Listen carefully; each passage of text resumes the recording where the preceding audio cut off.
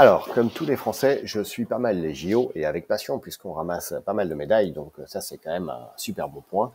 Cependant, je suis tombé sur cet article que je trouvais intéressant, montre une certaine dérive à mon avis, notamment de nos amis véganes et du virage vegan que ça peut prendre, qui nous dit que 60% de la nourriture aux Jeux Olympiques sera végétarienne et notamment que 30% sera végétarienne aussi, ou vegan d'ailleurs, vegan, pour les athlètes, le village des athlètes, des sportifs.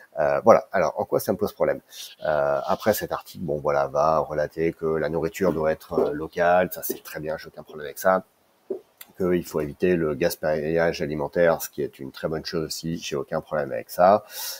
Voilà. Cependant, on va essayer de nous faire croire que pour un événement sportif, et on sait que pour les sportifs particulièrement, les besoins en minéraux, etc., sont particulièrement importants. La viande est souvent particulièrement importante, et je vais vous montrer dans un autre article juste derrière, aussi sur les JO, qui pose la contradiction à cet article.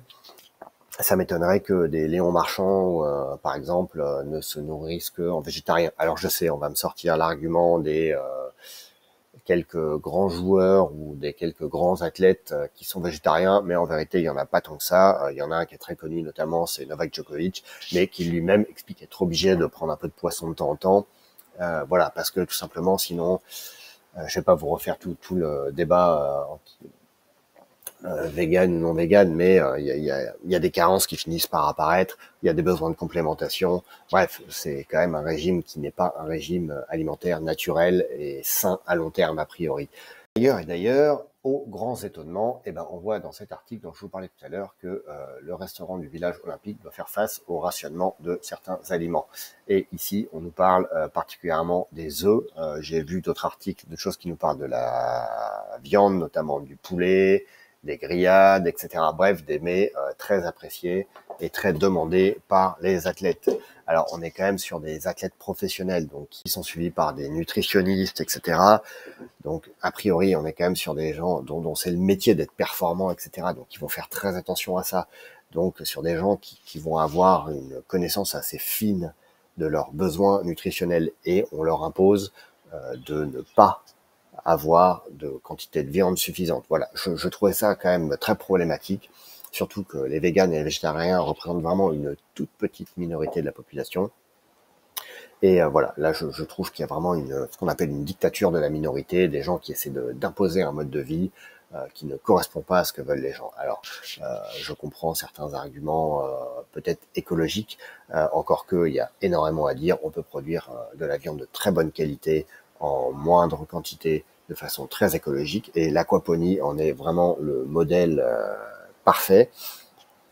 D'ailleurs, c'est pour ça que je pense qu'il est très important de s'y mettre et de produire soi-même sa propre nourriture et effectivement de passer à de la viande de meilleure qualité, peut-être effectivement en moins grande quantité, mais il y a d'autres choses à supprimer sûrement avant. Pour moi, ces deux articles étaient intéressants à partager et voilà, chacun de ses choix. Hein,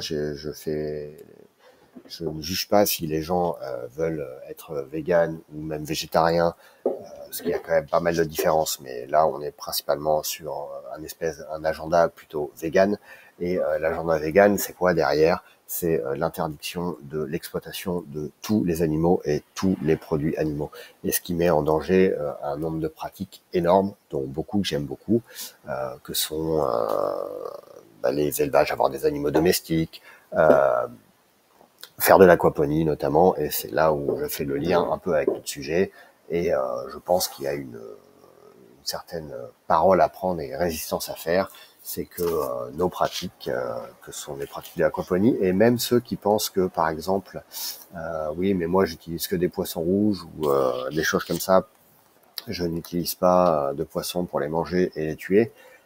Même ça, il faut savoir que dans un agenda vegan, même ça, c'est considéré comme une exploitation des animaux et ça ne passera pas à terme. Donc voilà, chacun ses choix alimentaires, ça, j'ai aucun problème. Cependant, mon message, c'est faites attention, il y a quelque chose de politique là-dedans et on essaie de pousser ces sujets-là de façon importante, ce qui risque à terme de mettre en danger des activités saines et utiles comme le sont par exemple l'aquaponie. Donc rien que pour ça, lancez-vous, faites de l'aquaponie, créez des projets, voire prenez la parole aussi sur ces sujets-là pour défendre un peu de ces activités. Et on se retrouve très bientôt. C'est à vous.